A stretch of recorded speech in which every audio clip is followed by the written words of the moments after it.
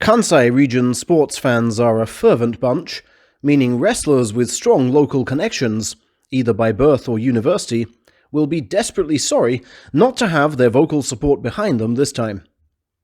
But there was one Kansai local who didn't want to fight before his hometown fans.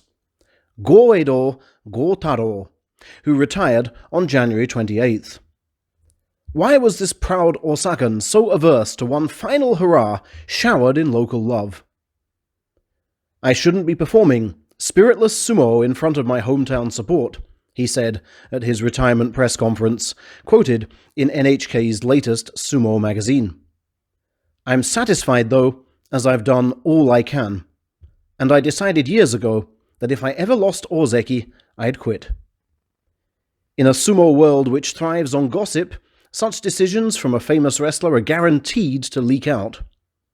NHK's team had heard from enough sources to convince them that his 12th day defeat to Asanoyama in January, ripping Ozeki away from him, spelled the end. Come day 15, and they were confidently giving him the dreaded long camera shot after defeat to Onosho, the same one they gave Kisena Sato last year, as the pundits thanked him for the memories and hinted quitting might be the noblest option. Goeido had indeed told his coach of his intention to retire on day 12, with a promise to do his best for just 3 more bouts. The first of those saw him raise his fans' spirits with a vintage display against Tochinoshin, causing commentator Mr. Osaka to cry, "And that is the Goeido we know! That is Ozeki Sumo!" It was the last of his 696 wins on the professional dohyo. A whopping 4,400 grams at birth, Gotaro Sawai, as he was then known, remained bulky throughout his childhood and weighed 110 kilos when enrolling at Saitama Sakai High School. In his 3 years there, he won 11 major singles titles, including those of Japan High School Yokozuna and World Junior Openweight Champion. He turned pro in January 2005, alongside Tochiozan and Toyohibiki, and broke into the top division barely 2.5 years later. Soon renowned for his daring throws, he caused frequent panic among the upper rankers, and, after an untimely demotion to the second division for gambling sins in 2010, became a permanent fixture in the upper ranks himself the following year.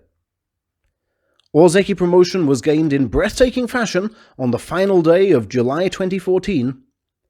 Despite several scrapes with demotion since then, he has ultimately retired as the 10th longest-serving Ozeki. Asked at his retirement conference to name his most memorable match, Goeido named, without hesitation, that one against Tamawashi in September 2016, which delivered him his only top division title. "If you give it your all, results will follow," he said of that success. "Since rising to Ozeki, I had disappointed so many people with my scores, so to win that title and make those people as happy as if they'd won it themselves was brilliant." He was the king of the practice ring, causing fellow Ozeki to lick their wounds and Yokozuna to constantly up their game. But that hardly ever translated into tournament success, a sign, perhaps, of how heavy a burden he found Ozeki to be. As his high school coach Michinori Yamada said, "Getting to Ozeki was the fun part. Staying there was torture." Thus, rather than as a great champion, Goeido leaves the ring as a man praised for his Japanese spirit and stoicism, all of which he needed as the injuries mounted up. "Be stoic is what I always told myself inside," he reflected. "There were painful times, there were grueling times, but I tried never to let it show." "He's a man who valued the aesthetic of stoicism. He had more guts than anyone I've known," added an emotional coach, Sakaigawa. In the end, the ankle injury he suffered against Endo last November proved to be the final straw for his sumo body. As Coach Yamada explains, "He telephoned me on the night of his losing score in January.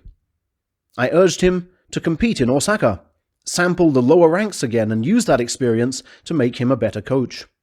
But he told me his motivation had gone. His left ankle was shot, and he was unable to train. He was beyond persuasion. Goeido fully realizes the extent to which Coach Yamada transformed his life, and paid him the ultimate compliment by asking him to ride with him on the title parade in 2016. Yamada is now keen to take their relationship to the next level.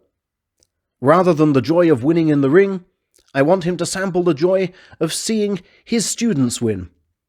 I'd like to send my Sakai graduates to him in future. And Goeido is relishing such a challenge. I couldn't become a Yokozuna myself, so I want to raise one, he states.